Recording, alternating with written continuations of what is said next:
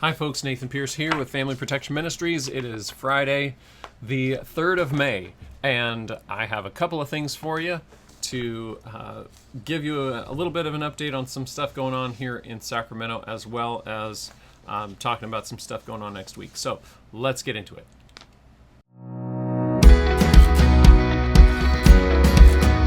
Welcome to the Frontline with FPM, where we talk about California politics, homeschool freedom, parental rights, and the family.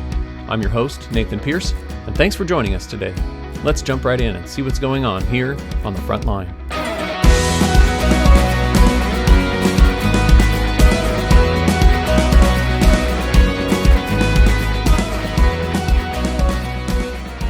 All right, so I want to first start out with talking a little bit about a bill that sort of relates to a discussion that we had last week about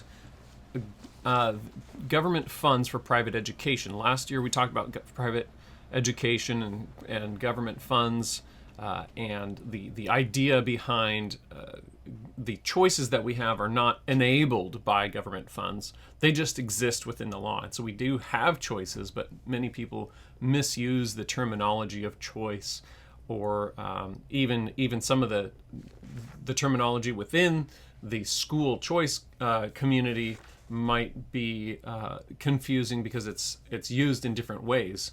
The same sort of terminology might be used to describe many different things by different people, so it's difficult. You have to understand the context. And today I want to talk a little bit about some of that terminology being used in another arena. And this bill is fascinating because it's very clear to follow the concept here of this choice, and really what the choice is, where the choice is coming from. Now, there's a new bill by Senator Glazer, and this bill, while it's not a brand new bill number, we've talked before about how bills can be introduced at the beginning of the year and then they can change what's in the bill. Now, technically, you're not supposed to change the topic of a bill, but that does happen quite regularly.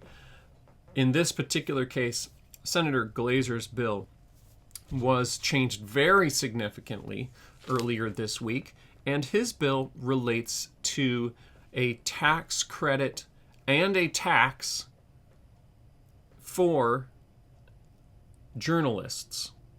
Now, the tax is a tax on big tech, and the tax credit, or the money that would be used by government to infuse into the economy, is for journalism.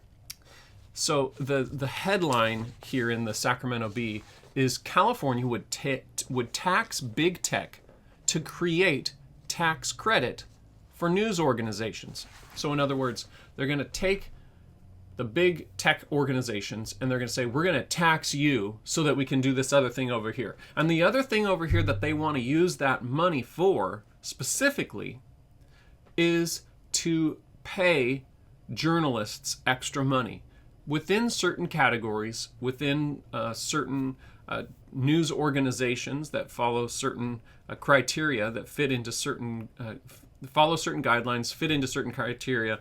They will take money from big tech and give it to these journalists. So this is being touted as a jobs bill because essentially what they're saying is that it will create money to go towards jobs in this particular industry of journalism. And the idea here is being fed by this concept that the First Amendment guarantees a free press. And we know the First Amendment doesn't guarantee free press, meaning free doesn't cost any money. No, it's free press meaning that it's not restricted by the government in terms of what they print. So what we're talking about with this particular bill, and this is SB 1327 by Senator Glazer, this bill would take about $500 million from tech companies. So they're targeting a specific industry and saying, we're going to tax you more specifically for a program we want to create. And does the program have something to do with big tech? No, it doesn't. It has to do with journalism, and they want to promote journalism, so they're trying to incentivize journalism, again, within the parameters that the government is saying, within these parameters we will promote journalism. And so it's a way of taking money from one group of people, giving it to another group of people within certain guidelines that the government officials establish. It's kind of ridiculous, but if you look at SB 1327, that's what's going on here. And it's kind of a way that a lot of our government programs work, but they're not all as clear-cut as this one. So it's interesting to see that they're actually targeting a specific industry to promote this new government program of incentivizing journalists. But this particular bill does specifically target big tech, and it targets tech companies that make a certain amount of money. So if somebody's successful in their business and their business happens to qualify as big tech, then they'll get an extra special tax in order to fund a new government program for government-approved journalist programs. So that's kind of ridiculous. This happens a lot in our government, but this is something that's important to see, and it's easy to see in this particular bill because it's so straightforward. Take money from this group, give it to this group. But I want you to take this into context of the bigger government principles here of sort of redistribution of wealth and how taxes work versus how taxes should work. But consider the principle behind which we should make political decisions when we vote to elect people, when we vote on ballot initiatives in our government, when we look at how our government is being run. We should have a predetermined understanding of how we would make a decision on these various issues. But you can't have a basis. If you don't have a basis for making those decisions, it's difficult to make consistent decisions. So what is our basis for these decisions? If you have a basic principle on which you build your ideas of government, you can be a lot more consistent. I'll be talking more about this at an upcoming convention in Southern California, which I do want to talk a little bit about briefly this morning, and that is the CHEA Convention, and that is going to be held this coming week. It's being held in Southern California, in La Mirada, California, at Biola University campus, and it's May 9th through 11th. I would encourage you to attend that. I'll be speaking on this particular issue of making decisions on politics and life, and how we can have consistency, how we can know that they're based on a foundation that's solid.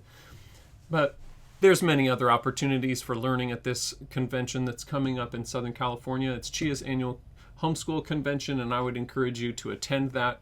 There's information on CHEA's website at cheaofca.org. That's cheaofca.org/convention. And I would encourage you to bring your family, bring your friends.